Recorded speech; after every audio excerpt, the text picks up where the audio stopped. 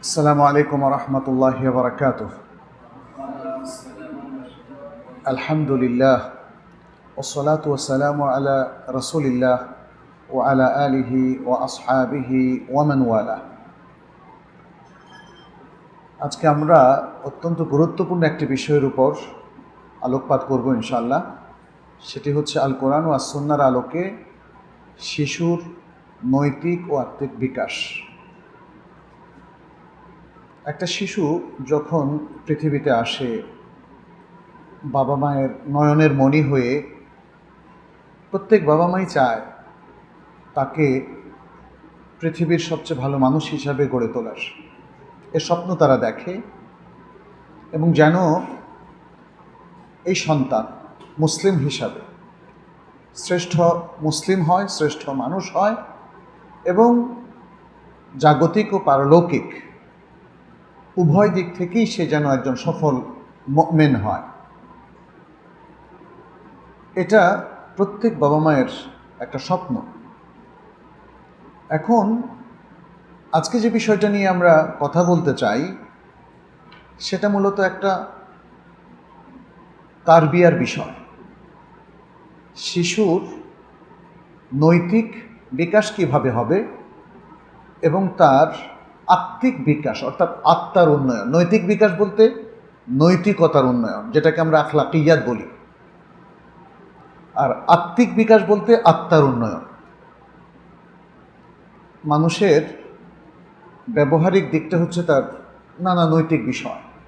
সুন্দরভাবে যদি তার আচরণ হয়, তার কাজটা যদি সুন্দর হয়, মানুষের সাথে ইন্টারাকশান তার যদি তার সুন্দর হয়, হালাল হারামের ভিত্তিতে যদি সে চলাফেরা করে, তাহলে আমরা বলবো যে তার নৈতিক মান ভালো।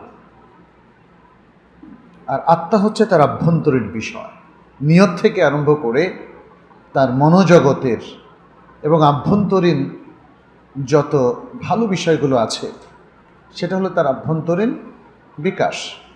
এবং সেটা যদি মানসম্পন্ন হয় তখনই আমরা বলবো তার আত্মিক উন্নয়নটা মানসম্পন্নভাবে সম্পাদিত হয়েছে। শিশুদের নৈতিক এবং আত্মিক বিকাশ এটা আজকের প্রেক্ষাপটে কতটা জরুরি। আমরা যদি সারা বিশ্বের বর্তমান পরিস্থিতির দিকে তাকাই তাহলে দেখব আধুনিক বিশ্ব সারা পৃথিবীর এডুকেশন সেক্টরকে কন্ট্রোল করছে, এবং সেখানে তারা মুসলিম বিশ্বের শিশুদেরকে টার্গেট করছে যেন তাদের চিন্তাধারায় আমাদের শিশুরা গড়ে ওঠে।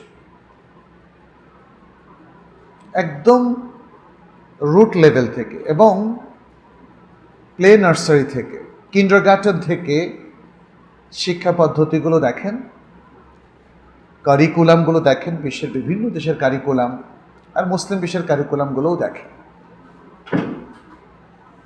আধুনিক বিশ্ব অথবা ইউরোপ আমেরিকার যে সভ্যতা, তারা চাচ্ছে আমাদের মুসলিমরাও যেন তাদের অনুসারী হয়, এবং সেই জন্যে আমাদের মুসলিম শিক্ষা ব্যবস্থাকে প্রভাবিত করার সকল আয়োজন তারা সম্পন্ন করে ফেলেছে। আজকে আমরা মুসলিমরা যদি আমাদের এই শিক্ষা নিয়ে, আমাদের শিশুদের বিকাশ নিয়ে এবং তাদের তারবিয়ত নিয়ে আমরা যদি খুব সিরিয়াসলি না ভাবি এবং গবেষণা না করি, তাহলে কিন্তু দেখতেই পাচ্ছি ময়দানের অবস্থা। তখন আমাদের সাধারণ এবং তথাকথিত মেইন স্ট্রিমের শিক্ষা সেই পাশ্চাত্য শিক্ষারই ধারকভাগ হয়ে উঠেছে এবং সেভাবেই চলছে। তো এই জন্য আমরা বলবো যে একটা জাতির শিক্ষা যদি তার জাতীয় বিকাশের এবং তার নৈতিক ও আত্মিক মানোন্নয়নের সাথে সামঞ্জস্য রেখে তৈরি হতে পারে, তাহলে সে জাতিসত্তার বিকাশ সহজ হয়। আর যদি আমাদের শিক্ষা ব্যবস্থায় আমাদের নৈতিকতা না থাকে, আত্মিক বিকাশটা না থাকে, ঈমান না থাকে এবং ইসলামের এডুকেশনটা না থাকে, তাহলে মুসলিম এই শিশুরা তারা আসলে ভবিষ্যতে কতটা মুসলিম থাকতে পারবে, মুসলিম হয়ে উঠতে পারবে, সেটা একটা গবেষণার বিষয়, এবং কোনো সন্দেহ নাই সেটা হয়ে উঠবে দুরূহ। বিশ্বের মোড়লরা আসলে আমাদের মুসলিম উম্মার শিক্ষাকে ধ্বংস করার জন্য তারা টার্গেট করেছে। ফলে শিশু শিক্ষাটাও কিন্তু আজকে ঠিক মানে যেভাবে আত-তারবিয়াল ঈমানিয়া, তারবিয়াল ইসলামিয়া হওয়া দরকার সেটা হচ্ছে না। আমরা দেখতে পাচ্ছি আমাদের বিভিন্ন পাঠ্যপুস্তকের নানা বইয়ের মধ্যে অনেক ধরনের ত্রুটি আমরা দেখতে পাচ্ছি। সেগুলো আরও স্ক্রুটিনি করা প্রয়োজন, এবং যাতে সত্যিকার রিয়াল ইসলামের প্রতিনিধিত্ব সেখানে থাকে, কোরআন সুন্নাহর সঠিক নির্দেশনা সেখানে থাকে, গাইডেন্সটা সেখানে থাকে, সেই বিষয়টা আমাদের জন্য খুবই জরুরি। শিশুদের কেন আমরা আজকে মানে তাদের শিক্ষা নিয়ে কথা বলছি, তাদের তারবিয়াত নিয়ে কথা বলছি, কারণ এখানে কয়েকটা বিষয় আছে। আমরা যে আকীদা ঈমানের তারবিয়াতের কথা বলছি, এটা শিশুকাল থেকেই দিতে হবে। অন্যথায় বড় হবার পরে আর তারবিয়াল আকাদিয়া, তারবিয়াল ঈমানিয়া এটা আসলে সম্ভব নয়। শিশুকাল থেকেই সে মনে যা পোষণ করছে, যা শিখছে, সেটাই প্রথিত হয়ে যায়। আর আরেকটা বিষয় হচ্ছে যে যেহেতু আল্লাহ সুবহানাহু ওয়া তাআলা প্রত্যেক শিশুকে ফিতরাত তথা ইসলামের উপর সৃষ্টি করেন, যেমনটি সে বিখ্যাত হাদিসটিতে এসেছে, কুল্লু মাউলুদিন ইউলাদু আলাল ফিতরাহ, প্রত্যেক শিশু সে ফিতরাত তথা ইসলামের উপর বিশুদ্ধ ঈমান আকীদার উপরই তার জন্ম হয়ে থাকে। তারপরে কি ফাআবাওয়াহু ইউহাউবিদানিহি ওয়া ইউনাসসিরানিহি ওয়া ইউমাজ্জিসানিহি, তার বাবা মাই তাকে পরবর্তী শেপিংটা দেয়, তার বিয়ারটা দেয়। অতএব তার বাবা মা যদি ইহুদি হয় তাকে ইহুদি বানায়, নাসারা হলে নাসারা বানায়, অগ্নি উপাসক হলে অগ্নি উপাসককে পরিণত করে। আর যদি তারা রিয়াল মুসলিম হয় তাহলে তারা তাদের সন্তানকে কি বানায়? মুসলিম বানায়। তাহলে এখন প্রশ্ন হচ্ছে, আমাদের শিশুদেরকে যদি মুসলিম বানাতে হয় তাহলে কি মানে ইহুদি নাসারাদের শিক্ষা সেটা দিয়ে কি আমরা তাদেরকে প্রপার মুসলিম বানাতে পারবো? কখনো নয়। ফলে শিশুকাল থেকেই এই শিক্ষার প্রতি আমাদেরকে নজর দিতে হবে। আল্লাহ সুবহানাহু ওয়া তাআলাও তিনি এই ফিতরাতের কথা বলছেন, ফিতরাতাল্লাহ আল্লাতী ফাতারান নাসা আলাইহা, মানুষকে তিনি এই ফিতরাতটা দিয়েছেন।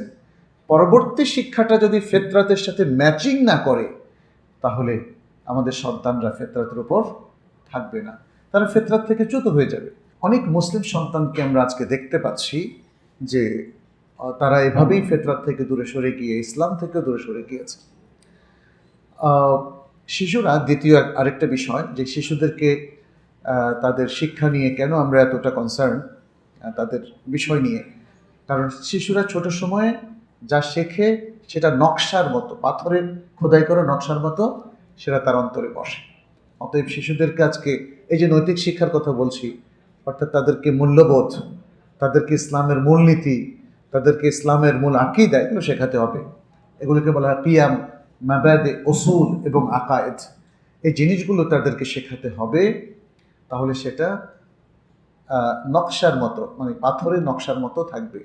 যেমন আল ইলমু ফিস সাগর কান নাকশি ফিল হাজার, এভাবে একটা কথাও আছে যে ছোট সময়ে শেখা এটা পাথরে খোদাই করার মতোই স্থায়ী হয়ে থাকে। তৃতীয় যে বিষয়টা সেটি হচ্ছে শিশুকালটা হলো আসলে ফাউন্ডেশনের সময়। একটা বিল্ডিংয়ের শিশুকালটা কি? যখন বিল্ডিংটা তোলা হয়। এই জন্য ফাউন্ডেশনকে আপনি দেখবেন সবচেয়ে শক্তিশালী করা হয়, তাই না? দোতলা, তিনতলা, চারতলা এগুলোর চাইতে নিচের যে ফাউন্ডেশনটা সেটাকে শক্তিশালী করা হয় বেশি, কারণ ওই ফাউন্ডেশনের উপরে আর যা কিছু তৈরি হবে সেটার স্থিতি নির্ভর করবে।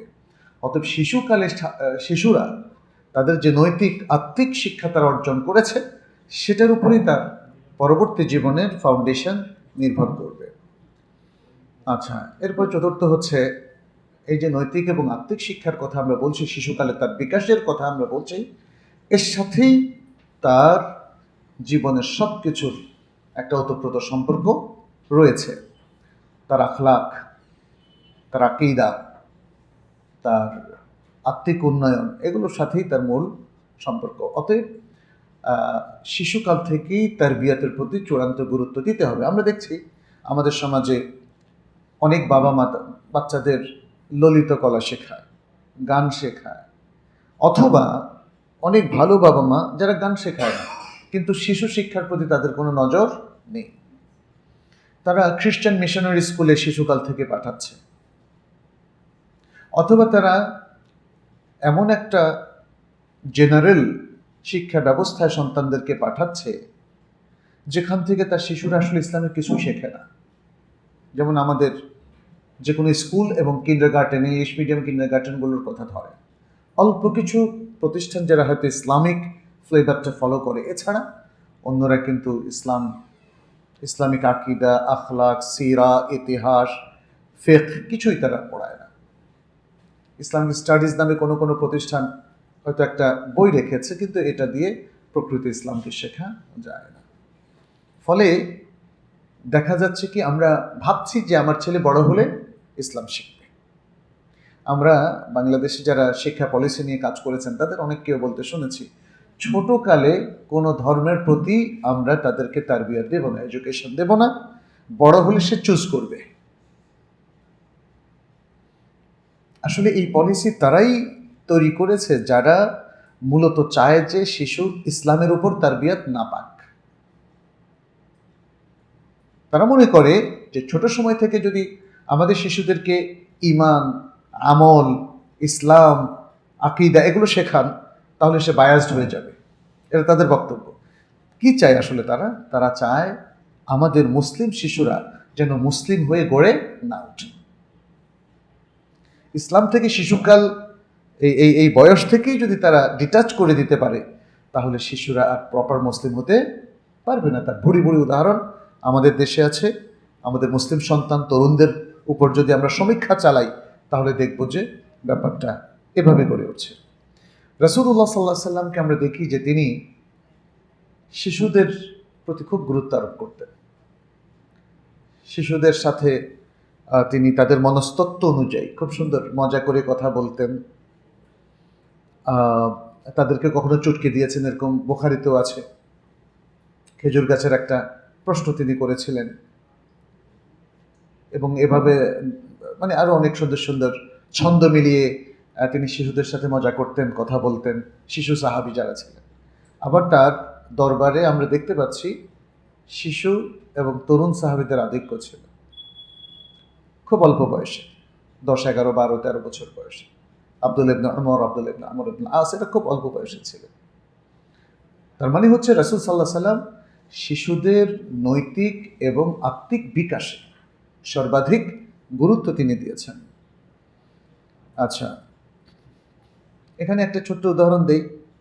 সহিহ বুখারীর মধ্যে এসেছে, আনাস রাদিয়াল্লাহু তাআলা আনহু বলছেন যে একজন ইহুদি গোলাম রাসূল সাল্লাল্লাহু আলাইহি সাল্লামের খেদমত করত। এরপর সে যখন অসুস্থ হলো, নবী সাল্লাল্লাহু আলাইহি সাল্লাম তার শুশ্রূষা করার জন্য আসলেন এবং তিনি তার মাথার পাশে বসলেন। ফাকারা লাহু আসলিম, তিনি তাকে বললেন তুমি ইসলাম গ্রহণ করো। দেখেন, এটা হচ্ছে তারবিয়া। অসুস্থ অবস্থায় মানুষকে সবচেয়ে সুন্দর এডুকেশন দেওয়া যায় এবং সবচেয়ে সুন্দর তারবিয়াত দেওয়া যায়। তখন সেই ইহুদি গোলাম সে তার বাবার দিকে তাকালো, অর্থাৎ যে বাবা তুমি কি বলো, সে দৃষ্টি দিয়ে সেটাই বোঝাচ্ছিল, বাবা তুমি কি বলো। বাবা ছিল তার কাছে, সে বলল আতা আবুল কাসেম, আতা আবুল কাসেম, আবুল কাসেম। এটা কার কুনিয়া ছিল? রাসূলুল্লাহ সাল্লাল্লাহু আলাইহি ওয়াসাল্লাম। তুমি আবুল কাসেমকে অনুসরণ করো, আবুল কাসেমের আনুগত্য করো, অর্থাৎ নবী সাল্লাল্লাহু আলাইহি ওয়াসাল্লামের আনুগত্য করো। তখন এখানে বলা হয়েছে ফা আসলামা, তখন সে ইহুদি গোলাম ইসলাম গ্রহণ করলো। ফাখারাজান নবী সাল্লাল্লাহু আলাইহি ওয়াসাল্লাম ওয়া হুয়া ইয়াকুল আলহামদুলিল্লাহিল্লাযী আনকাযাহু মিনান নার। রাসূল সাল্লাল্লাহু আলাইহি ওয়াসাল্লাম খুব খুশি হলেন, ছেলেটা তার তারবিয়াতটা গ্রহণ করল। মনে রাখবেন, আত্মিক নৈতিক বিকাশের জন্য দুনিয়া ঝালাফালা করে অনেক কিছু করে ফেলতে হবে, নট নেসেসারি। প্রপার টাইমে প্রপার নাসিহাটা করবেন। কারো মাথায় হাত বুলিয়ে দিলেও এটা খুব বড় ধরনের আত্মিক বিকাশ হতে পারে, নৈতিক বিকাশ হতে পারে।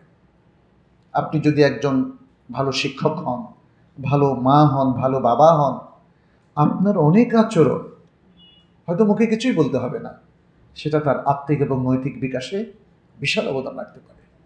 রাসূল সাল্লাল্লাহু আলাইহি সাল্লাম তাকে বেশি কথা বলেননি, বলেছেন তুমি ইসলাম গ্রহণ করো। রাসূল সাল্লাল্লাহু আলাইহি সাল্লামের কাছে যখন খেদমত করতো তখন কিন্তু তিনি বলেন নাই। এখানেও একটা বিষয়, তিনি তখন বলেন নাই, কারণ তখন বললে হয়তো তাকে এক ধরনের বাধ্য করা হতো, কর্মচারীকে জোর করার মতো। রাসূল সাল্লাল্লাহু সাল্লাম সেটা করেননি। তিনি বরং তাকে দেখতে গিয়ে তার বাবার বাসায় তিনি তাকে এই পরামর্শটা দিলেন এবং ইসলাম গ্রহণের পরে তিনি বললেন, আলহামদুলিল্লাহ আল্লাযী আনকাযাহু মিনান নার, সকল প্রশংসা আল্লাহর জন্য যিনি তাকে জাহান্নামের আগুন থেকে রক্ষা করেছেন। আর এরকম আরো অনেকগুলো রাসূল সাল্লাল্লাহু আলাইহি ওয়াসাল্লামের জীবনীতে সুন্দর সুন্দর ঘটনা আছে। আচ্ছা, আমরা এখন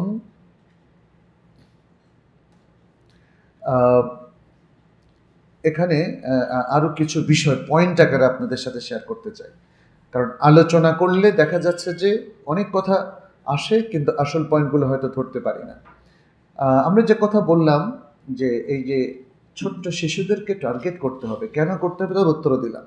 এখন যে পয়েন্টটা নিয়ে আলোচনা করব সেটা হচ্ছে ছোট্ট শিশুদের নৈতিক এবং আত্মিক বিকাশটা কেন প্রয়োজন। এক নাম্বার, এটা প্রয়োজন কারণ শিশুদেরকে আল্লাহ, রাসূলুল্লাহ সাল্লাল্লাহু আলাইহি সাল্লাম এবং দ্বীনের ভালোবাসার উপর তারবিয়ত দেওয়া প্রয়োজন। এটা শেখার একটা বিষয় আছে। অবাক হবেন যে আমাদের সমাজে অনেক বড় বড় মুসলিমরা আছেন, অ্যাডাল্ট বাবা মা আছেন মুসলিম, কিন্তু আল্লাহর প্রতি ভালোবাসা কি এটা এখনো তাদের অনুভূতিতে তৈরি হয় নাই, কারণ মা বাবা তাদেরকে শেখান নাই। দ্বীনের প্রতি ভালোবাসাটা, এটার রূপরেখাটা কি? রাসূলুল্লাহ সাল্লাল্লাহু আলাইহি সাল্লামের প্রতি ভালোবাসাটা, এইটার রূপরেখাটা কি? তাই না? আমি রাসূল সাল্লাল্লাহু আলাইহি সাল্লামকে ভালোবাসি বলে ফেললাম, আল্লাহকে ভালোবাসি, কিন্তু দেখা গেল যে যখন আল্লাহ এবং রাসূলুল্লাহ সাল্লাল্লাহু আলাইহি সাল্লামের নির্দেশনা বাস্তবায়নের সময় আসে তখন দেখা গেল যে আমি সেখানে নেই। তাহলে এটা কি ভালোবাসার প্রমাণ হলো? প্রমাণ না। আসলে এই শিশুদেরকে বোঝাতে হবে ভালোবাসাটা কি। আল্লাহ এবং তার রাসূলকে ভালোবাসা মানে কোরআনকে ভালোবাসা, হাদিসকে ভালোবাসা, সালাতকে ভালোবাসা, ভালো কাজকে, আমালে সালেহকে ভালোবাসা। এইভাবে এগুলোর প্রতি যদি আকর্ষণ তৈরি করা যায় তাহলে বুঝতে হবে যে হ্যাঁ, সত্যিকার অর্থে আল্লাহ এবং রাসূলের প্রতি আমাদের ভালোবাসা হয়েছে। সন্তানদেরকে নানা প্রক্রিয়ায় সেই ভালোবাসাটা তৈরি করতে হবে। আপনি মসজিদে নিয়ে যাবেন সন্তান, হালাকায় নিয়ে আসবেন, সন্তানদের বলবেন যে বাবা আজকে তুমি এই টাকাটা বন্যার্থদের জন্য দিয়ে দাও, মসজিদে দিয়ে দাও, দরিদ্র মানুষকে দিয়ে দাও। দরিদ্র মানুষের প্রতিও তার দৃষ্টিভঙ্গি থাকবে এরা আমাদের ভাই, এরা আমাদের বোন, এরা সবাই আল্লাহর বান্দা, আমি যেমন আল্লাহর বান্দা। এই যে চিন্তা চেতনাগুলো যদি তার কাছে স্পষ্ট করে দেন, ধীরে ধীরে আপনার মধ্যে যদি আল্লাহ এবং রাসূলের ভালোবাসা থাকে এটা আপনার সন্তানের মধ্যে ট্রান্সমিটেড হয়ে যাবে। দ্বিতীয় হচ্ছে এই শিশু সন্তানদেরকে শিশুকাল থেকেই তাদের রোল মডেলের সাথে পরিচয় করিয়ে দেওয়া। কে তাদের রোল মডেল? রাসূলুল্লাহ সাল্লাল্লাহু আলাইহি ওয়াসাল্লাম। কিন্তু এখন শিশুদেরকে জিজ্ঞেস করুন, তরুণদেরকে, কিশোরদেরকে, এরা দেখবেন যে অনেক ফুটবলারের নাম বলবে যে মেসি, অথবা ক্রিকেটে বাংলাদেশের সাকিব আল হাসান, অথবা অন্য কারো বলতে পারে। এক সময় ওয়েস্ট ইন্ডিয়ান আমি দেখেছি, আমি তখন মদিনায় পড়তাম, আমাদের আত্মীয় স্বজন যারা কিশোর বয়সে ছিল, মানে কোন একটা কথোপকথনে বলেছে আমার প্রিয় ব্যক্তি হচ্ছে ব্রায়ান লারা। এটা খুব দুঃখজনক যে আমাদের মুসলিম ফ্যামিলির এবং প্র্যাকটিসিং মুসলিম ফ্যামিলির ছেলে মেয়েদের রোল মডেল হবে মানে কোনো খ্রিস্টান, কোনো গায়ক, কোনো গায়িকা, কোনো নায়ক বা নায়িকা, অথবা কোনো ক্রিকেটার। কিভাবে হতে পারে? যেখানে প্রফেশনাল খেলাধুলাটাই ইসলাম এলাও করে না। আপনি ব্যায়ামের জন্য খেলতে পারেন, শরিয়া রক্ষা করে, কিন্তু আন্তর্জাতিক একটা টুর্নামেন্ট করবেন, প্রতিযোগিতা, দিস ইজ নট অ্যালাউড। কেন অ্যালাউ করেন? অনেকে হয়তো অবাক হয়ে যাবেন আমার কথা শুনে। বলছেন কি আপনি? এগুলো তো ডালভাত হয়ে গেছে। ডালভাত তো ভাই সুদও হয়ে গেছে, মদও তো ডালভাত হয়ে গেছে। এখন প্রত্যেক বিমানে দেখবেন মদ পাওয়া যায়, প্রত্যেক শহরে দেখবেন যে মদের বার আছে। আর আমাদের এই বাংলাদেশে শুনলাম এখন বড় বড় শহরের বাড়ির নিচেও নাকি মদের বার আছে। ওলা ইয়াদুবিল্লাহ, ওলা ইয়াদুবিল্লাহ। থাকার কারণে স্বাভাবিক হয়ে যাওয়া, এইটা হালাল হওয়ার কোনো দলিল না। মানুষ অভ্যস্ত হয়ে গেছে পাপে, এটা পাপ বৈধ হওয়ার কোনো দলিল না। অতএব রাসূল সাল্লাল্লাহু আলাইহি সাল্লামকে শিশুদের কাছে কুদওয়া এবং রোল মডেল হিসাবে স্টাবলিশ করে দেওয়া, এটা খুব জরুরি। এই জন্য তাদের নৈতিক এবং আত্মিক উন্নয়ন প্রয়োজন, বা এই শিক্ষাটা প্রয়োজন। তৃতীয় হচ্ছে আমাদের যে চিন্তা চেতনা, আমরা যে সমস্ত কথা বলি, আচরণ করি, এটাকে একটা ব্যালেন্সের মধ্যে যদি আনতে চান, তাহলে নৈতিক এবং আত্মিক বিকাশ এবং উন্নয়ন প্রয়োজন। অনেক শিশুকে দেখবেন যে তারা অনেক খারাপ কাজে লিপ্ত। আপনারা কি দেখেননি বাংলাদেশে কিশোর গ্যাং? এবং এটা কি কম? প্রত্যেকটা বড় বড় শহরে, ছোট ছোট শহরে, শহরতলিতে এই কিশোর গ্যাং তৈরি হয়ে গেছে। এর কারণটা কি? কারণটা একটাই, যে শিশু বয়সে প্রপার এডুকেশন তারা পায় নাই, ফলে তারা জীবনের ব্যালেন্স হারিয়েছে। এই অল্প বয়সেই অপরাধে সম্পৃক্ত হয়ে গেছে। অন্যদিকে দেখেন, যারা প্রপার ইসলামিক এডুকেশন পেয়েছে, সে হেফজোখানায় পড়ুক, মাদ্রাসায় পড়ুক, ইভেন কোনো ইসলামিক স্কুলেই পড়ুক, তাদের জীবনটা অনেক স্টেবল। সুতরাং শিশুদেরকে একটা ব্যালেন্সড, সুষম, সুন্দর, ভারসাম্যপূর্ণ জীবনের সাথে তাদেরকে সম্পৃক্ত করে দিতে হবে, এবং সেই জন্য তাদের নৈতিক এবং আত্মিক বিকাশ প্রয়োজন। মানুষের জীবনে আত্মিক শান্তিও প্রয়োজন, যেটাকে আমি বলি আত্মার শান্তি, তাই না? আত্মার শান্তি, আত্মার শান্তি আসলে আভ্যন্তরীণ শান্তি, আর বাহ্যিক শান্তি হচ্ছে জৌলুস। আপনি যদি, যেমন ধরেন, একটা সুন্দর ঘর বাড়ির ঠিক মতো থাকতে পারেন, বাহ্যিক যে সমস্ত উপকরণ দরকার, অন্ন, বস্ত্র, বাসস্থান, শিক্ষা, চিকিৎসা, এই ব্যবস্থাগুলো যদি করতে পারেন, তাহলে আপনার বাহ্যিক শান্তি আসলো, যে কোনো প্রয়োজন মেটানোর মতো সামর্থ্য আপনার আছে। আর আত্মিক শান্তিটা কি? আভ্যন্তরীণ শান্তি। এই শান্তিটা কোনো দিন এই জৌলুস দিয়ে আসে না, সম্পদ দিয়ে আসে না। এই শান্তিটা আসে কি দিয়ে? নৈতিকতার মান দিয়ে। এই শান্তিটা আসে আত্মিক উন্নয়ন দিয়ে। যার আত্মা এবং যার আত্মিক যে বিষয়গুলো আছে, আভ্যন্তরীণ বিষয়, মনোজগতের বিষয় যত বেশি স্টেবল, ইমান এবং ইসলাম নির্ভর হবে, ততই সে শান্তিপূর্ণ জীবনযাপন করবে। এই জন্য দেখবেন যে আমাদের মুসলিমরা, আমাদের যে খলিফারা, খুবই সিম্পল লাইফ লিড করতেন, তাই না? আজও দেখবেন দিনদার মুসলিমরা খুবই সাদাসিধা জীবনযাপন করে। সে যতটা সুখী, দেখবেন যে ধনী পাড়ার লোকজন অতটা সুখী কিন্তু নয়। কারণ টাকা দিয়ে সুখ আসে না, সুখ আসে ইমান দিয়ে। এবং সবচেয়ে বেশি সুখ হচ্ছে ইমান, আল্লাহর যিকির, আল্লাহর উপর তাওয়াক্কুল ইত্যাদি। এগুলো হচ্ছে মানুষের সুখের উপকরণ। এবং আত্মার উপকরণ নিয়ে আমরা যখন কথা বলবো, তখন আপনি দেখবেন যে এই বিষয়গুলোই হচ্ছে আত্মিক শান্তির সবচেয়ে সুন্দর উপকরণ। আচ্ছা, 4টা পয়েন্ট গেল না? পঞ্চম যেটা, সেটি হলো, আমরা বলছিলাম যে ইমান এবং নৈতিকতা নির্ভর এই চিন্তা চেতনা যদি সেট করে দেওয়া যায়, যেটাকে আমরা মাইন্ড সেটিং বলি,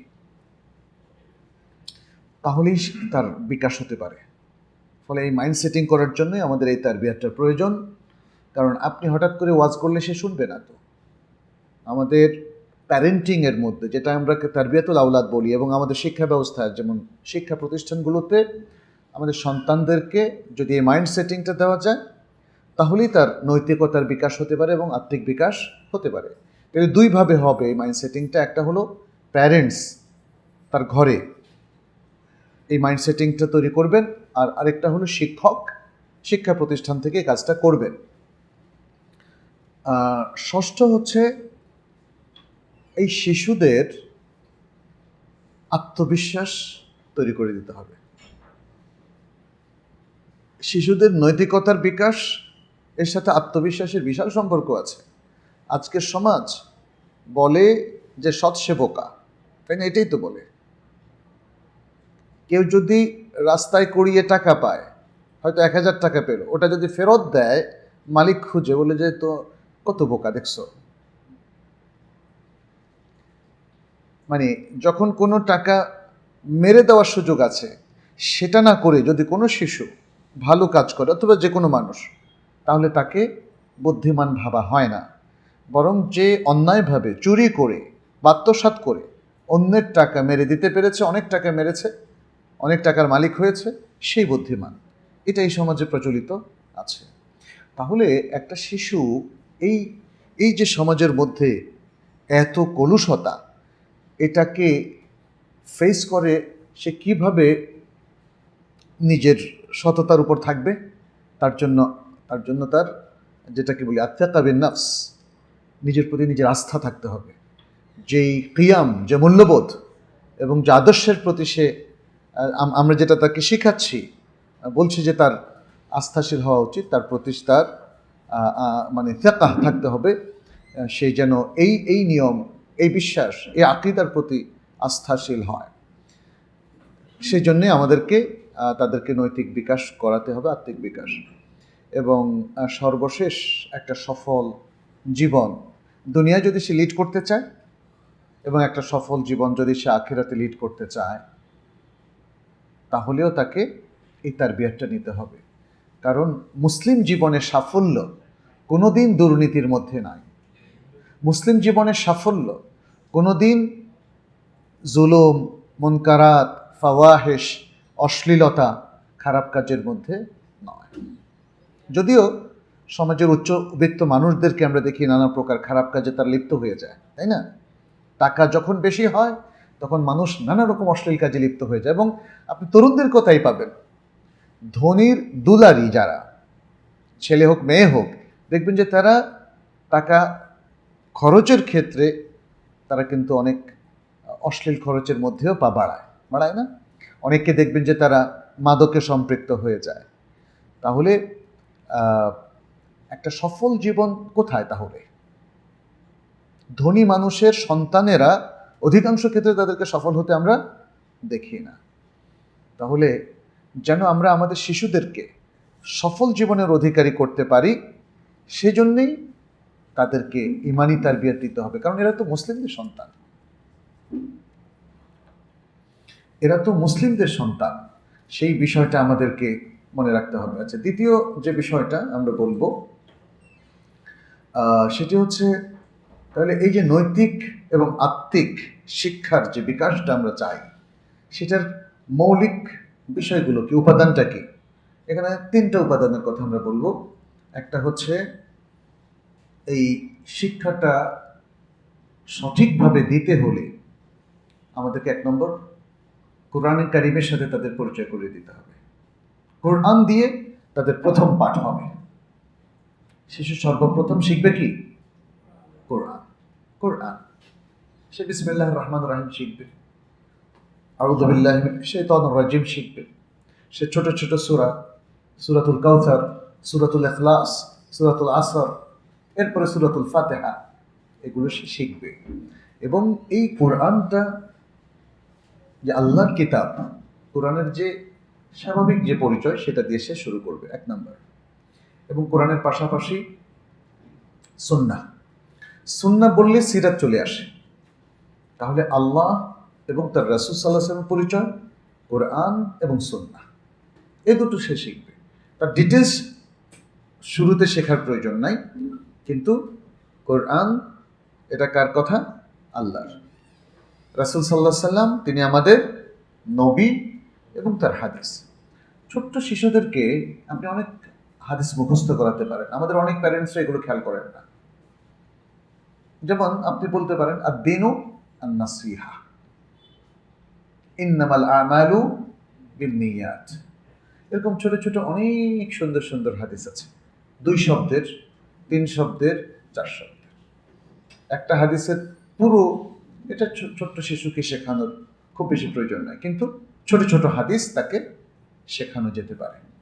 ফলে এইভাবে যদি আমরা শুরু করি, এটা হলো 1 নাম্বার পয়েন্ট। দ্বিতীয় হচ্ছে সন্তানদেরকে ইমানের রকমগুলো শেখাতে হবে। আরকানুল ঈমান, আরকানুল ঈমান, আরকানুল ঈমান কয়টা? 6টা আরকানুল ঈমান, এবং সেগুলো তাকে ধরিয়ে দিতে হবে। শিশু বলতে তো 3 বছরের শিশু শুধু বোঝায় না, তাই না? শিশু বলতে সে বালেগ হওয়ার আগ পর্যন্ত শিশু, এটা হলো ইসলামের বিধান অনুযায়ী। কারণ যখন সে বালেগ হয়, ধরেন 11, 12, 13, 14 বছর বয়সে, এরপরে সে কিশোর, এবং কৈশোরের যে বয়স এটা সর্বোচ্চ 18-19 পর্যন্ত, তারপরে সে তরুণ। অনেক সময় তরুণ বলতে কিশোরদেরকে বোঝানো হয়, কিন্তু আসলে তারুণ্য কৈশোরের পরেই শুরু হয়। এখন শিশুরা যারা আছে তাদেরকে যদি আমরা ধরি যে সে স্কুল গোয়িং, তখন থেকে তাদের এডুকেশনটা শুরু হয়। তবে প্যারেন্টসদের উচিত তারও আগ থেকে শুরু করে দেওয়া। এখানে আসলে শিক্ষা পদ্ধতি কী হবে এটা নিয়ে আরও অনেক বড় ডিসকাশন। শিশুদেরকে আসলে জোর করে পড়ানো উচিত না, তাদেরকে তাদের খেলাধুলার মাধ্যমে শেখানো, সব তাদের যে খেলা যে কন্টেন্টটা আমরা তাদেরকে দিতে চাই, একটা শিশুর যে জীবনের যে বৈশিষ্ট্য তার সাথে ম্যাচ করেই, তার সাথে মিল রেখেই শিক্ষাটা আমাদেরকে তাদেরকে দিতে হবে। তাহলে দ্বিতীয় বিষয়টা কি বললাম? ইমানের রোকন। যেহেতু সেই ইমানের মূল পয়েন্টটা বুঝতে পেরেছে, আল্লাহ এবং তার রাসূলকে চিনেছে, তারপরের পয়েন্টটাই হলো আরকানুল ঈমান। এবং তৃতীয় যে বিষয়টা সেটি হচ্ছে একটু ভাস্ট, অন্যান্য ইসলামের বিষয়গুলো আকীদা থেকে শুরু হবে। মনে রাখবেন, আকীদা বললে আমাদের অনেকেই বুঝে খুব কঠিন, জটিল একটা বিষয়, ফিলোসফিক্যাল একটা বিষয়। আসলে ব্যাপারটা তা না। আল্লাহ কে? হুয়া খালিকুনা ওয়া রাব্বুনা ওয়া ইলাহুনা। আল্লাহ হচ্ছেন আমাদের ইলাহ, আমাদের রব, এবং আমাদের খালিক, স্রষ্টা। এটা তো আকীদার প্রথম পাঠ, এটা আকীদার প্রথম পাঠ। কে আসমান সৃষ্টি করেছেন? আল্লাহ। কে জমিন সৃষ্টি করেছেন? আল্লাহ। কে এই সূর্য সৃষ্টি করেছেন? আল্লাহ। রাতের এত সুন্দর চাঁদ কে সৃষ্টি করেছেন? আল্লাহ। এগুলো আকীদার প্রাথমিক পাঠ। এখানে কোনো জটিলতা নাই, এখানে কোনো জটিলতা। আমাদের দিন কি? ইসলাম। সহজ না? অনেক সহজ। আপনি শিশুকে কখনোই জটিল আকীদা শেখাবেন না, খুব সিম্পলি তাকে আকীদার মূল পাঠটা দেবেন, আর এর সাথে দেবেন আখলাকিয়াত। মানুষের আত্মিক বিকাশ বিশুদ্ধ আকীদা ছাড়া কোনোদিন অর্জিত হয় না, মনে রাখবেন। অতএব আত্মার বিকাশের জন্যে ঈমান এবং আকীদা অবশ্যই সঠিক হতে হবে, এখানে কোনো ভুল করা চলবে না। কারণ এটা এতই গুরুত্বপূর্ণ, এই জায়গায় যদি ছোট্ট একটা ভুল কেউ করেন, তিনি চির জাহান্নামী হতে পারেন। কিভাবে? তিনি আল্লাহর একটা সিফাতকে অস্বীকার করলেন। ছোটই তো মনে হয়, তাই না? তিনি আল্লাহর মৌলিক কোনো একটা বিষয়কে, আল্লাহ গায়েব জানেন, এটাকে দুভাবে অস্বীকার করা যায়। এক, আমি বিশ্বাসই করি না, আরেকটা হলো আল্লাহও গায়েব জানেন, আমিও গায়েব জানি, অথবা অন্য কেউ গায়েব জানে। তাহলে আমাদের কাছে আপাত দৃষ্টিতে অনেক ছোট ছোট বিষয় মনে হতে পারে, কিন্তু সেগুলো আসলে কুফরি, অথবা সেগুলো শিরক। ফলে একজন ব্যক্তি ভুলভাবে ঈমান এবং আকীদার এই ইস্যুগুলো যদি শিখে থাকে, তাহলে সে জীবনের ভয়ঙ্কর এক বিপদে পড়ে যাবে, এবং তার আত্মিক বিকাশ হবে না। আত্মিক বিকাশ হওয়ার জন্য ঈমান আকীদা অবশ্যই শুদ্ধ হতে হবে। কারণ আমরা যে আধ্যাত্মিক বিকাশ যেটা বলি, এটাই ভিন্ন জিনিস। কিন্তু আত্মিক বিকাশ আর আধ্যাত্মিক বিকাশ এক জিনিস না। আধ্যাত্মিক জিনিস হচ্ছে আমরা যেটা বিভিন্ন সুফি প্র্যাকটিস দেখি, তারা অনেক সময় হু হু দিকির করে, ইল্লাল্লাহ দিকির করে, কত কিছু করে, তাই না? আমরা এখানে আত্মিক বিকাশের কথা বলেছি। সুতরাং শিশুদের এই বিষয়টার জন্য তার ঈমান আকীদা ঠিক থাকতে হবে। আর পাশাপাশি আমাদেরকে আরেকটা জিনিস অ্যাড করতে হবে, সেটা নৈতিকতা। নৈতিকতা কি? নৈতিকতা মানে অনেক কিছু শিখিয়ে মুখস্থ করাই দেবেন এটা না। কোন কাজটা ভালো আর কোন কাজটা মন্দ সেই জ্ঞানটা তাকে দেওয়া। ছোট্ট শিশু খুব দ্রুত এগুলো শেখে, খুব দ্রুত এগুলো শেখে। দেখবেন যে একটা শিশু সে খুব দ্রুত পাশের বাড়ির অথবা কেউ একজন বেড়াতে আসলো, অন্য বাচ্চাদের থেকে সে অনেক কিছু শিখে ফেলে, তাই না? এই জিনিসটা আমাদের খুব খেয়াল রাখতে হবে যে তার তাহলে মৌলিক যে বিকাশের কথা আমরা বলছি, নৈতিক এবং আকীদাগত বিকাশ বা আত্মিক বিকাশ, এই এর যে মূল কন্টেন্টটা এটা আমাদেরকে খেয়াল রাখতে হবে। আচ্ছা, এখন আসি যিনি শেখাবেন তিনি কে? এক নম্বর হলো তিনি প্যারেন্টস, বাবা এবং মা। অনেক সময় বাবা মা যদি না থাকেন, অভিভাবক থাকেন, তাহলে অভিভাবক। আর এরপরে কে? শিক্ষক। এরপরে কে? শিক্ষক। তাহলে বাবা মা, অভিভাবক এবং শিক্ষক, তারা হলেন মুরব্বী। মুরব্বী, আমাদের দেশে মুরব্বী বলতে বোঝায় বয়স্ক লোক। জোয়ান কাউকে কিন্তু কেউ মুরব্বী বলবে না। কিন্তু মুরব্বী শব্দটা এসেছে তারবিয়া থেকে। তারবিয়া মানে হচ্ছে টোটাল এডুকেশন, এমন একটা এডুকেশন যেখানে জ্ঞানও থাকবে, প্র্যাকটিসও থাকবে, নলেজও থাকবে, নলেজকে বাস্তবায়নের দিকটাও থাকবে। এটা হলো ব্যবহারিক জ্ঞানের ব্যবহারিক যে শিক্ষা, এটা হলো তারবিয়া, ব্যবহারিক শিক্ষা তারবিয়া। তাইলে তারবিয়া থেকে এসছে কি? মুরব্বী। রব্বা ইউরাব্বি তারবিয়াতান ফাহুয়া মুরব্বী। বুঝতে পেরেছ? মুরব্বী। তো মুরব্বী মানে যিনি আসলে তারবিয়া দেন, যার বয়স বেশি এটা না, যিনি শেখান এবং যিনি সর্বাত্মক টোটাল এডুকেশনটা ট্রান্সফার করেন তার শিক্ষার্থীর কাছে এবং বাবা মা হিসাবে তার সন্তানের কাছে, তিনি হলেন কি? মুরব্বী। তাহলে আমাদের মুরব্বী হলো বাবা মা, অভিভাবক এবং শিক্ষক। যে শিক্ষকদের কাছে আমরা পড়ি, সে শিক্ষক হতে পারে ফর্মাল শিক্ষক, যেমন যে শিক্ষা প্রতিষ্ঠানে আমাদের শিশুরা পড়ে সেখানকার শিক্ষক, অথবা ইনফর্মাল। ইনফর্মাল শিক্ষক কে বলেন তো? ইমাম, খতিব, অথবা কোন ইসলামিক স্কলার যিনি হালাকায় দার্স দেন, তিনিও কিন্তু ইনফর্মাল শিক্ষক। কিন্তু প্রতিদিন এসে একটা লেসন প্ল্যান করে কাউকে শেখান না। অতএব এই সকল শিক্ষকরা হলেন মুরব্বী এবং তাদের আসলে কি রোলটা প্লে করা উচিত শিশুর নৈতিক এবং আত্মিক বিকাশে। আচ্ছা, প্রথম হচ্ছে নিয়া। বাবা মা এবং শিক্ষক তাদের এখলাস থাকতে হবে। নিয়াত বলতে এখানে কি বোঝাচ্ছি আমরা? এখলাস।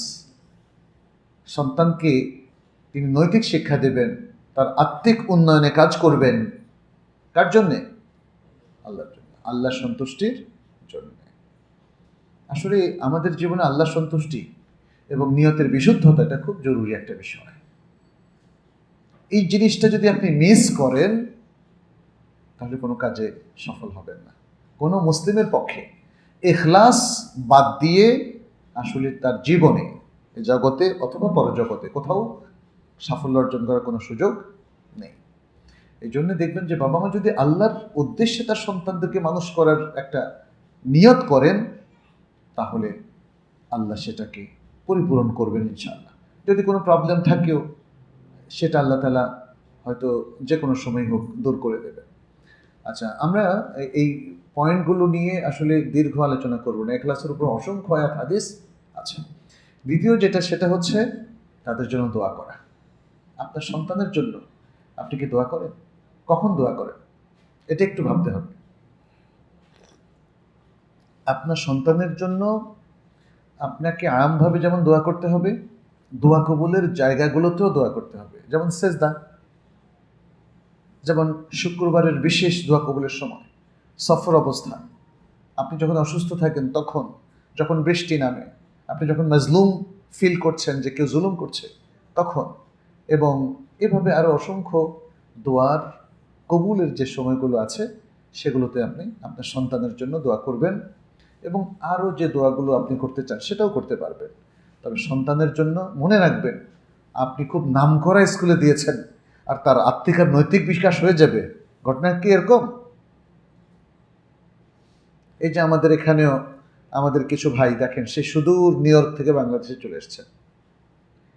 আমি মনে করি না যে তিনি দুনিয়ার শিক্ষার জন্য বাংলাদেশে এসেছেন, তিনি তার সন্তানদের নৈতিক এবং আত্মিক বিকাশের জন্য তিনি সেখান সেই উন্নত দেশ ছেড়ে এখানে চলে এসেছেন। নৈতিক এবং আত্মিক বিকাশ,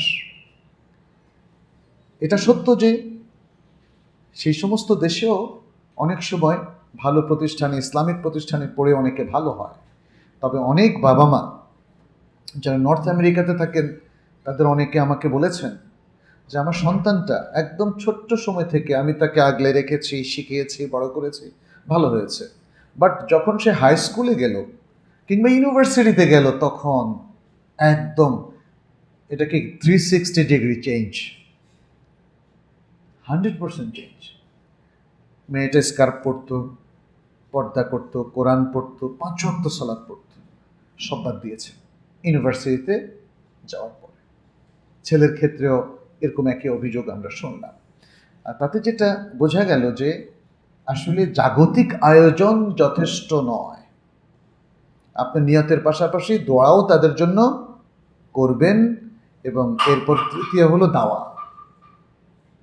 যেটা আমাদের অনেক ভাইরা করেছেন, যে তারা মুসলিম কোনো একটা দেশে তাদের সন্তানদের প্রাথমিক শিক্ষাটা তারা সমাপ্ত করবে মিনিমাম ক্লাস 5 পর্যন্ত। আমি এই জন্য আপনাদেরকে রেকমেন্ড করি যে আপনারা যে বাস্তবিক কাজগুলো করবেন, যে দাওয়ার কথা বললাম, তার মধ্যে 1 নম্বর কাজ হচ্ছে কোনো চিন্তা, কোনো ভাবনা নাই, একটাই চিন্তা, একটাই ভাবনা, আপনাদের সব সন্তানকে শুরু থেকে ক্লাস 5 পর্যন্ত অবশ্যই মাদ্রাসা এবং ইসলামী শিক্ষা দেবেন। জাগতিক শিক্ষার সুযোগ তো খোলা, আপনি ক্লাস 8-এর পরেও জাগতিক শিক্ষা দিতে পারবেন। আমি বরং রেকমেন্ড করব ক্লাস 8 পর্যন্ত। ক্লাস 8 পর্যন্ত আপনারা প্রত্যেকেই আপনার সন্তানকে পরিপূর্ণ ইসলামী শিক্ষায় শিক্ষিত করবেন।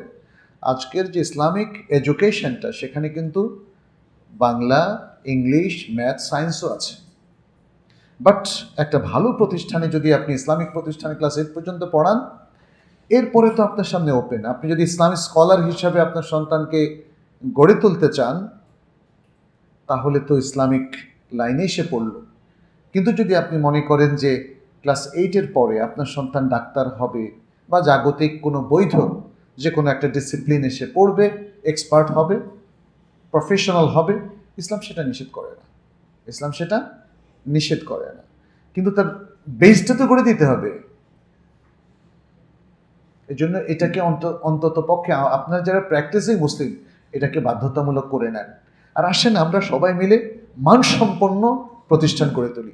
একটাই প্রশ্ন সবার কাছে, এই যে দাওয়ার কথা আপনি বললেন, এই দাওয়া তো কাজ করবে না, এই দাওয়ার মানটা তো ঠিক হতে হবে, মানে এডুকেশনের মান ঠিক হতে হবে। অনেকেই বলেন যে দেখেন, আমি যে মানের প্রতিষ্ঠান খুঁজছি, আমি মাদ্রাসার মধ্যে অথবা ইসলামী শিক্ষা প্রতিষ্ঠানের মধ্যে সেই মানটা পাচ্ছি না, কি করবো আর?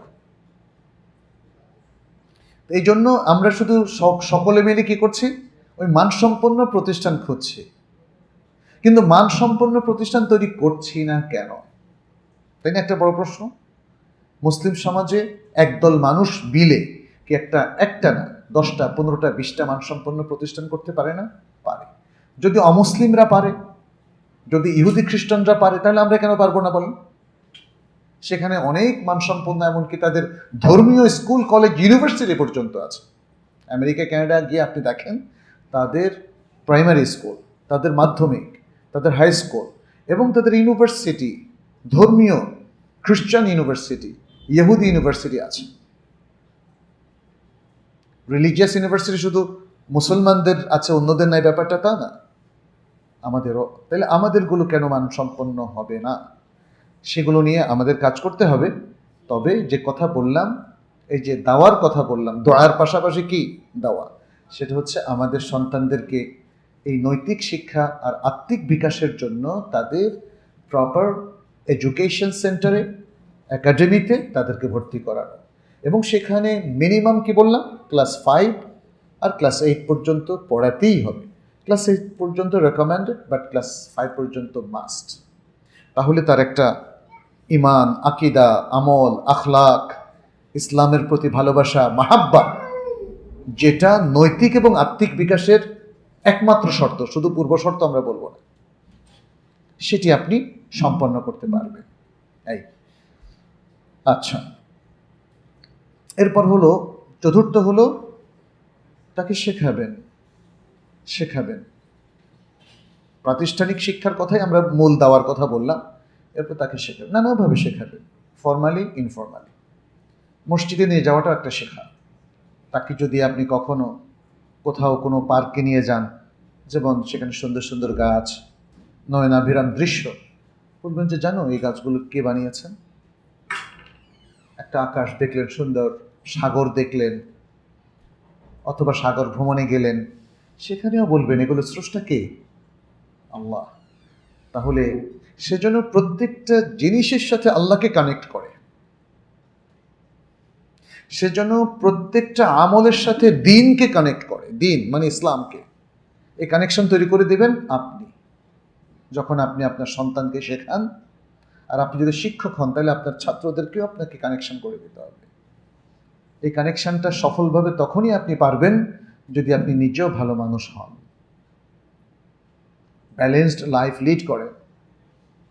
আপনার আচরণ দেখে তারা শিখবে। আপনি প্যারেন্টস, আপনি শিক্ষক, আপনার আচরণ দেখে তারা শিখবে। আপনি মিথ্যা কথা বললে ওরাও মিথ্যা কথা বলবে। যদি সন্তানকে বলো যে বাবা বাসায় নাই, তাই না? আল্লাহ, এটা অনেককে বলতে শুনেছি আমরা, গল্পের মতো আমরা বলি, কিন্তু এটা মনে হয় একদম বাস্তব। অনেক বাবা বাসায় বলে দেয় সন্তানকে, বলিস কেউ আসলে বলিস যে আমি বাসায় নাই। এইভাবে তো হবে না। বাবা যদি সিগারেট পান করেন তাহলে কি হবে দশা? মা যদি সিগারেট পান করেন তাহলে তো অবস্থা আরো গুরুতর। আচ্ছা, এখন আলহামদুলিল্লাহ আমাদের প্র্যাকটিসিং ফ্যামিলিগুলোতে বাবা মা সিগারেট পান করেন না, কিন্তু গীবত করেন না, এটা কি গ্যারান্টি দিতে পারবেন কেউ? হ্যাঁ, অথচ সিগারেটের চাইতে কিন্তু গীবত করা আরো বেশি বড় পাপ, ডেঞ্জারাস অবস্থা। তো সুতরাং আমাদেরকে শেখাতে হবে তাদেরকে। আমি যদি তার জন্য সুন্দর সুন্দর বই এনে দেয় আর বলি যে বাবা এটা পড়ে ভালো মানুষ হয়ে যাও, ইজ ইট পসিবল? নো। তারা বই পড়ার আগে আপনাকে পড়বে, বাবাকে পড়বে, আর কাকে পড়বে? মাকে পড়বে, এমনকি শিক্ষককেও পড়বে। আমি একটা গল্প শুনেছিলাম, এই গল্পটা অবশ্য আরো দু এক জায়গায় আমি করেছি। একজন শিক্ষক, তিনি কোরআনের তাফসির পড়াতেন কোনো এক আরব দেশে, এবং তিনি সিগারেট পান করতেন। তিনি একবার কোনো এক সময় এই ক্লাসে তাফসির পড়াচ্ছেন আর সিগারেট ধরালেন। যদিও এটা খুব বিভৎস মনে হচ্ছে আমাদের কাছে, তাই না? বিভৎস না? বাংলাদেশে এটা আমরা কল্পনাই করতে পারি না যে কেউ একজন তাফসিরের শিক্ষক অথবা মুফাসসির সাহেব তিনি সিগারেট ধরাবেন। কিন্তু এটা বাস্তব, এটা আমি একজন প্রত্যক্ষদর্শী একজন ব্যক্তির কাছে শুনেছি। তখন শিক্ষার্থীরা জিজ্ঞেস করলো যে ওস্তাদ, এটা একটু বেমানান হয়ে গেল না? পড়াচ্ছেন কোরআন বা তার তাফসির আর ধরাচ্ছেন সিগারেট। উনি বললেন যে দেখো, উনি খুব সুন্দর জবাব দিয়েছেন, ফিলসফিক্যাল জবাব। এটা হয়তো বাহ্যিকভাবে খুব স্যাটিসফ্যাক্টরি, বাট আমার মনে হয় না আল্লাহ এটা অ্যাকসেপ্ট করবেন। উনি বলেছেন যে দেখো, আমি তোমাদের শিক্ষক, আমি তোমাদের অনেক ভালো ভালো কথা শেখাই না? হ্যাঁ শেখান তো। অনেক ভালো ভালো কথা বলি না? বলেন তো। তাহলে কিছু তো আমার ভুল আছে, ভুল থাকবে, তাই না? তোমরা আমার ভুলগুলো বাদ দাও আর ভালো কাজ গ্রহণ করো। বাহ্যিকভাবে এটা খুব সুন্দর মনে হয় যেন উত্তরটা, কিন্তু ন, শিক্ষার্থীরা আপনাকে রিড করবে, আপনাকে পড়বে। এবং কোনো শিক্ষার্থী এরকম শিক্ষক চায় না যার মধ্যে এরকম ভুল থাকবে। একজন ইমাম যদি তিনি বলেন যে দেখেন আমি ইমাম, আমিও তো মানুষ, আমিও তো ভুল করতে পারি, এই কথা বলে যদি সিগারেট পান করে তার ইমামতি থাকবে? তাহলে ওই শিক্ষকেরও তো তার শিক্ষকতার চাকরি থাকার কথা না, যদি প্রপার মানুষেরা ওই প্রতিষ্ঠান চালিয়ে থাকেন। আমাদেরকেও বুঝতে হবে এরকম দ্বিমুখী আচরণ করা যাবে না। দ্বিমুখী আচরণ করে আসলে আপনি সন্তান করতে পারবেন। আপনার সন্তান বই পড়ার আগে আপনাকে রিড করবে, মানে কি আপনাকে পড়বে। অতএব তারা যেন আমাকে আপনাকে পড়ার সময় তারা যেন এই ভুলের মধ্যে পতিত না হয় সেটা খেয়াল রাখতে হবে। আচ্ছা, আরেকটা হলো যেটা আমরা করব সেটা হচ্ছে তাদেরকে চেঞ্জ করা, ইতিবাচক না নেতিবাচকভাবে। ইতিবাচকভাবে তাদেরকে চেঞ্জ করা। শিক্ষার উদ্দেশ্য কি? পরিবর্তন। এবং পরিবর্তন হলো ইতিবাচক, সুন্দর পরিবর্তন, নৈতিক পরিবর্তন। আগে উল্টাপাল্টা করতো, এখন সে সুন্দর একটা নৈতিক অবস্থানে। এই পরিবর্তনটা করার জন্য আপনাকে সার্বিক আচার আচরণ থেকে শুরু করে তাকে এডুকেশনটা দিতে হবে। যেমন ধরেন, আমি একটা ছোট্ট ডকুমেন্টারির মতো একটা স্লাইড শোতে দেখেছিলাম যে একবার বাবা, মা এবং সন্তান তারা তিনজন নাস্তা করছেন। নাস্তা করতে গিয়ে মেয়ের হাত লেগে চায়ের কাপ পড়ে গেল বাবার জামায়। বাবা খুব রেগে গেলেন,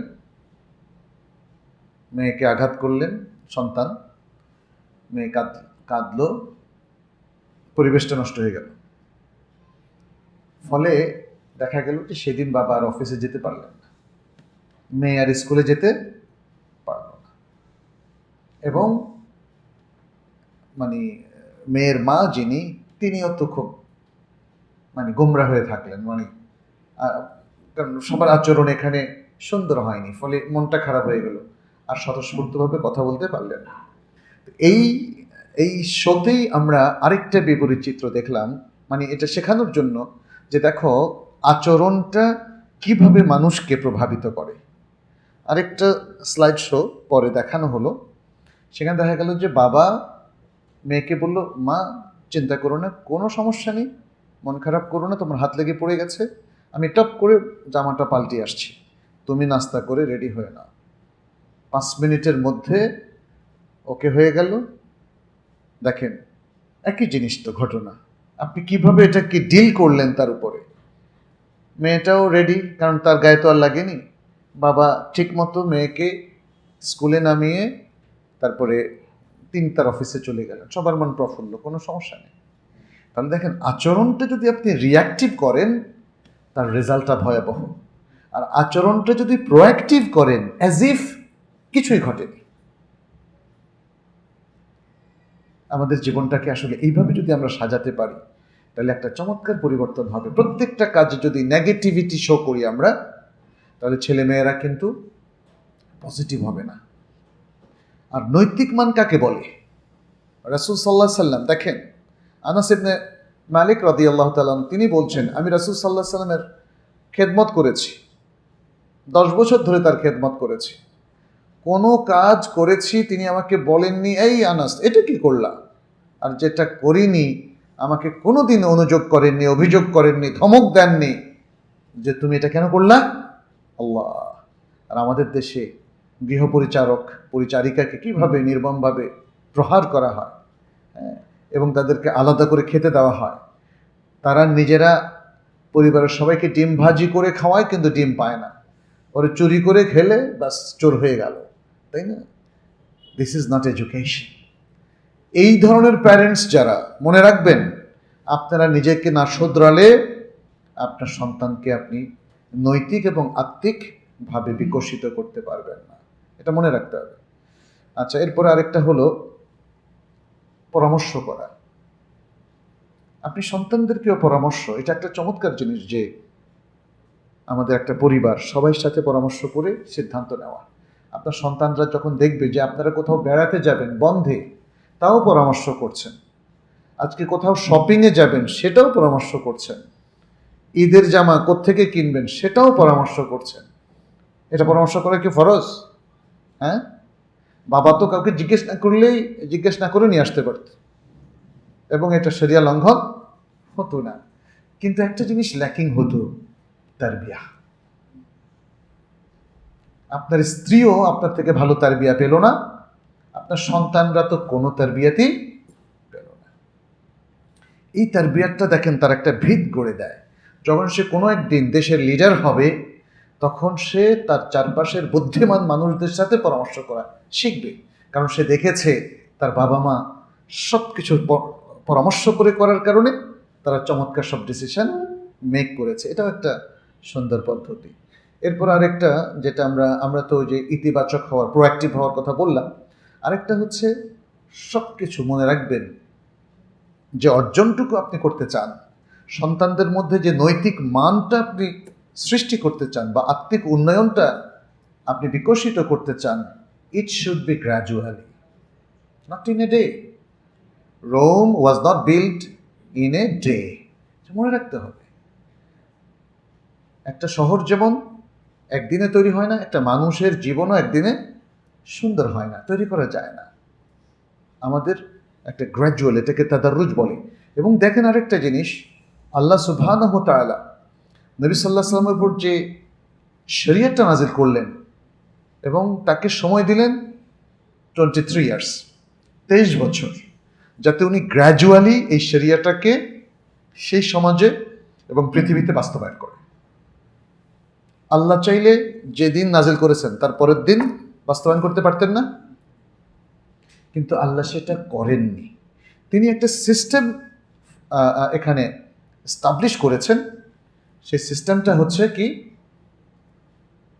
যে না, সব কিছু গ্র্যাজুয়ালি হবে, একদিনে হবে না। এবং এই জন্য আপনি দেখেন যে পৃথিবীর কোনো কিছু একদিনে হয় না। কারো রোগ হলো, একদিনে সেটা ভালো হয় না। ওষুধ খাবেন, অ্যান্টিবায়োটিক, একদিনে নিলে কাজ হবে না। মানে এই সিস্টেমটা আসলে একটা অটোমেটিক সিস্টেমের মতো হয়ে গেছে। যে কোনো জায়গায়, যে কোনোভাবে আপনাকে ইউনিট টু টেক টাইম। যে কোনো জিনিস এস্টাবলিশ করার জন্য আপনাকে একটা যৌক্তিক সময় এখানে ব্যয় করতে হবে। অতএব সন্তানদেরকে গড়ে তোলার জন্য আপনাকে সেই যৌক্তিক সময়টা আমাদেরকে ব্যয় করতে হবে। এখন তাহলে আমরা এই যে মুরব্বী হিসাবে এই যে কাজগুলো করব, তাহলে এর পাশাপাশি আমরা কিভাবে নিজেদেরকে গড়ে তুলব, বা সন্তানদেরকে তাদের নৈতিক বিকাশ দেওয়ার জন্য, আত্মিক উন্নয়ন করার জন্য আমরা কি কি বার্নামেজ, কি কি প্রোগ্রাম দিতে পারি। এখানে প্রোগ্রামগুলো নিয়ে একটু কথা বলি। প্রথম প্রোগ্রাম, সন্তানদেরকে তাদের ঈমান এবং আকীদার দার্স দিয়ে তাদেরকে তাওহীদের মূল শিক্ষাটা বুঝিয়ে দেওয়া। তাওহীদ দিয়ে শুরু করতে হবে, আকীদাটা, ঈমানটা তাওহীদ দিয়ে শুরু করতে হবে, এক নম্বর। দ্বিতীয় হচ্ছে তাদেরকে, যেটা আমরা বললাম, কোরআনিক টেক্সট এবং হাদিসের টেক্সট, এটা দিয়ে শুরু করতে হবে। কোরআনটা শুরু থেকে, যেটা ছোট ছোট সূরা, তারপরে সূরা ফাতিহা এবং অন্যভাবে। এই জন্য আমাদের দেশে দেখবেন তাহফিজুল কোরআন তারা শেষ 5 পারা আগে মুখস্থ করে। হ্যাঁ, শেষ 5 পারা মুখস্থ করে। আর এরপরে আপনি তাদেরকে ছোট ছোট হাদিস শেখাতে পারেন। এর মধ্যে হাদিসের জিবরিলকে ভাগ করে করেও শেখানো যায়। যেমন জিজ্ঞেস করা হলো, মাল ঈমান, ঈমানটা কি? রাসূল সাল্লাল্লাহু আলাইহি ওয়াসাল্লাম কি বলেছিলেন?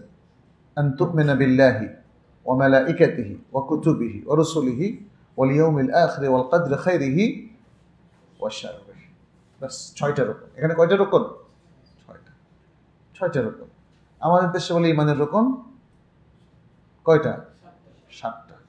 ওয়াল বা'থে বা'দাল মাউত, এটা কি হাদিসে জিবরিলের মধ্যে আছে? আচ্ছা, যেটা ওয়াল ইয়াউমিল আখিরে যেখানে বলা হলো পঞ্চম রকমটা, সেখানে কি বাত নাই? নাকি সেখানে বাসকে অস্বীকার করা হয়েছে? আছে, আছে। সেখানে জান্নাত, জাহান্নাম, এভরিথিং, আখিরাতের মধ্যে সব কিছুই অন্তর্ভুক্ত। অতএব আমাদেরকে কোরআন আর হাদিসের ভাষায় কথা বলতে হবে, নিজের থেকে কিছু জুড়ে দেওয়া যাবে না। এটা হলো দ্বিতীয় প্রোগ্রাম। তৃতীয় হচ্ছে আমাদের শিশুদেরকে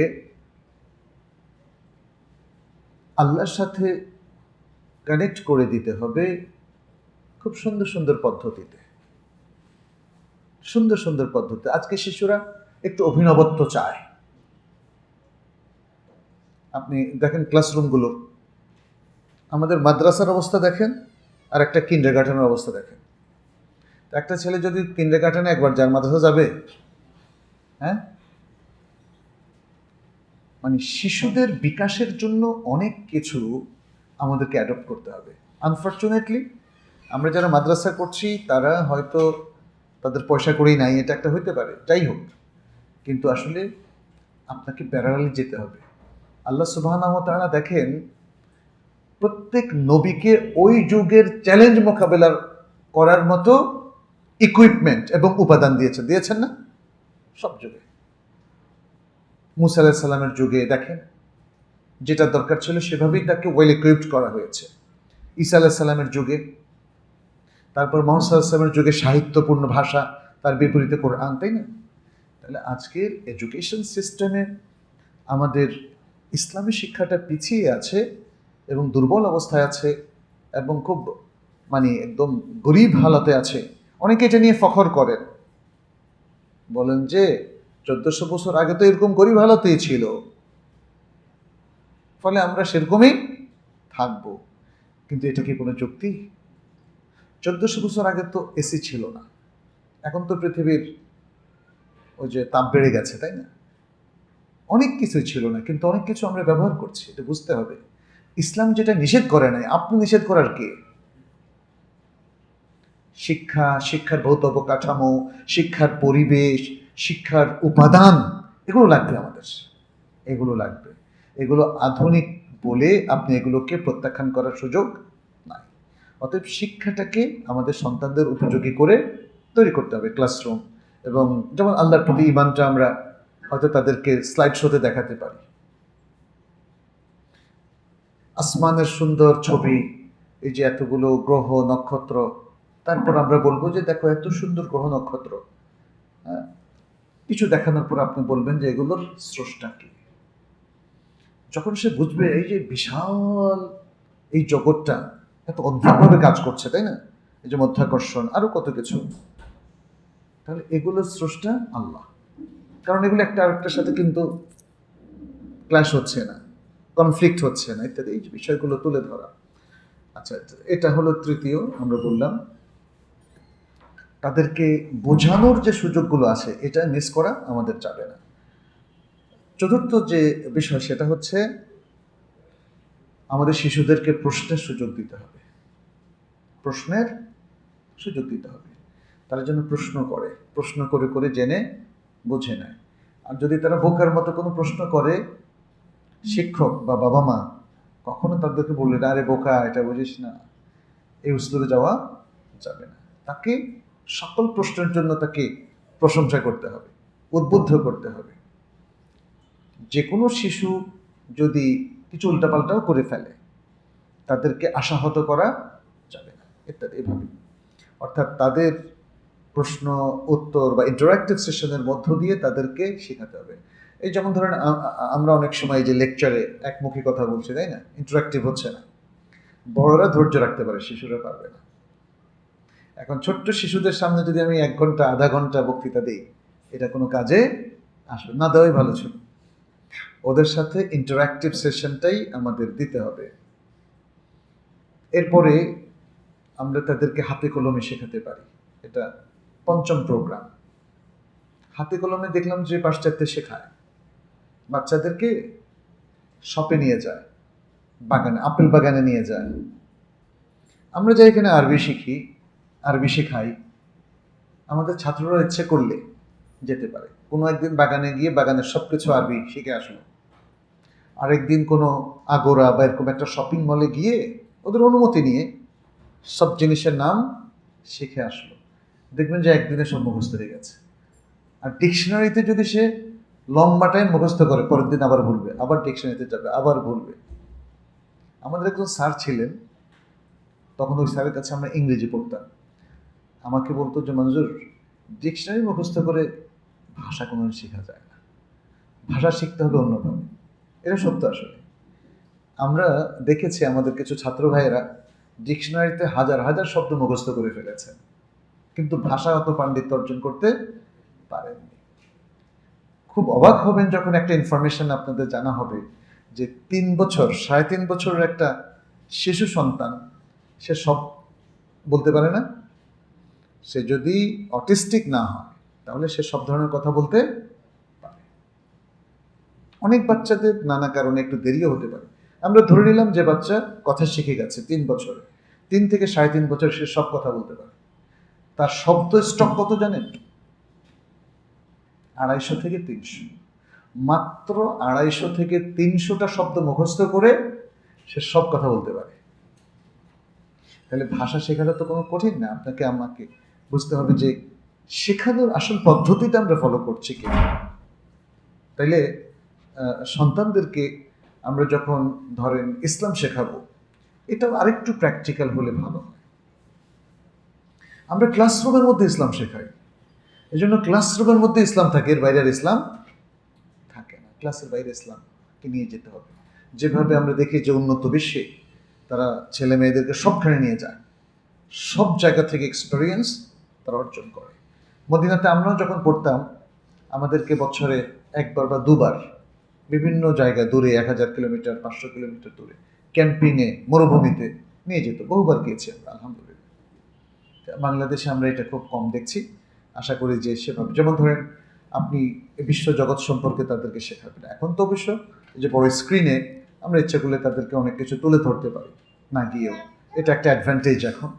এইভাবে হোক, আর হয়তো যেটাকে আমরা বলি এডুকেশন ট্যুর, শিক্ষা ভ্রমণ যেটাকে বলি, সেভাবে আমরা এটা শেখাতে পারি। সন্তানদেরকে আরও কিছু প্রোগ্রাম দিতে হবে, সেটা হলো তাদের তাকওয়া কীভাবে শেখাবো, খুশুর কীভাবে শেখাবো, খাশিয়া আল্লাহর ভয়টা কীভাবে শেখাবো, এভাবে সালাদটা কীভাবে শেখাবো, অজুটা কীভাবে শেখাবো। এগুলোর জন্য যে কোনো সুন্দর প্রোগ্রাম আমাদের হাতে নিতে হবে, এবং সেটা প্র্যাকটিক্যাল হলে ভালো হয়। আমরা দেখি ওসমান ইবনে আফফান রাদিয়াল্লাহু তাআলা এবং আব্দুল্লাহ বিন যায়েদ রাদিয়াল্লাহু তাআলা, সহিহ বুখারীর হাদিসে এসেছে, এরা দুজন অজু শেখাতেন প্র্যাকটিক্যালি। অজু টজু করে বলতেন যে পানি নিয়ে আসো, প্রত্যেকটা জিনিস তারা সুন্দর মতো আদায় করে বলতেন, হাকাদা রাআইতু রাসূলুল্লাহ সাল্লাল্লাহু আলাইহি ওয়াসাল্লাম ইয়াতাওয়াদ্দা। এভাবে রাসূল সাল্লাল্লাহু আলাইহি ওয়াসাল্লামকে আমরা দেখেছি অজু করতে। আমি আমার মাদ্রাসা শিক্ষার জীবনে কোনোদিন দেখি না। এমনি তো অবশ্য মসজিদে আমরা নামাজ পড়তাম, ঠিক আছে, ওটা একটা প্র্যাকটিক্যাল। বাট হাতে কলমে ছোট শিশুদের নামাজ আলাদা করে শেখানো, 5 ওয়াক্ত মসজিদের সালাতের বাইরে, এটা আসলে আমাদের সমাজে খুব বেশি ঘটেনি। তারপরে অজু ভালো করে শেখানো, এগুলো কিন্তু প্রয়োজন আছে। যে কোনো শিশুকে মিনিমাম 2-3 বার 5 বার বিশুদ্ধভাবে অজু শেখানো দরকার, বিশুদ্ধভাবে সালাত শেখানো প্রয়োজন। তা নাহলে সে মানুষের দেখা দেখি শিখবে, আর মানুষের দেখা দেখি শেখার মধ্যে অনেক ভুল ত্রুটি থেকে যায়। আচ্ছা,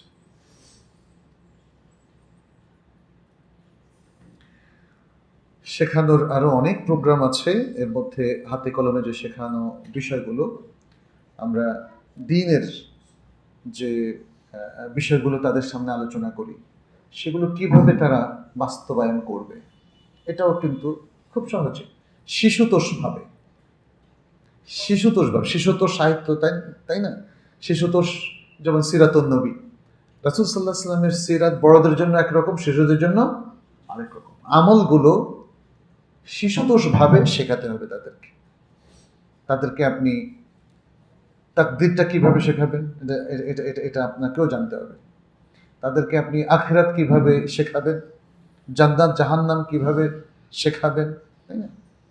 খুব বেশি কঠিনভাবে শেখানোর প্রয়োজন নেই, কিন্তু এই বিষয়গুলো ভালো করে তাদেরকে যদি আমরা শেখাই, তাহলে দুটো জিনিস একসাথে হবে। এই জন্য আমরা আজকে দুটো বিষয় একসাথে রেখেছি, নৈতিক এবং আত্মিক বিকাশ। নৈতিক বিকাশ এবং আত্মিক বিকাশ।